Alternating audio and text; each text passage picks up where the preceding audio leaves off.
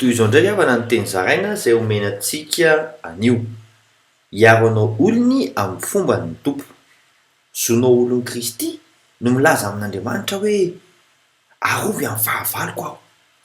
Araka ny voasoratra amin'ny Salamy 119, andiny 15 sy 16 amin'ny anaran'i Jesosy hoe arovy tahaka ny anak'Andriamaso aho, afenao ambany mialiky ny elatrao, mba tsy ho azo ny ratsy fanahy izay mampahory ahy, dia ny fahavaloko masika izay manodidina ahy. Hivaly zany ka ireharehanakapo ianao hoe ny tompo no mpiaro ahy. Araka ny voasoratra ao amin'ny Salamy 120, andiny 2 amin'ny anaran'i Jesosy hoe Jehovah no haram-batoko sy batery fiarovana ho ahy ary mpamonjy ahy. Andriamanitro, vatolampy ialofako sy ampingako ary tandroka famonjena ahy sy fiarovana avo ho ahy.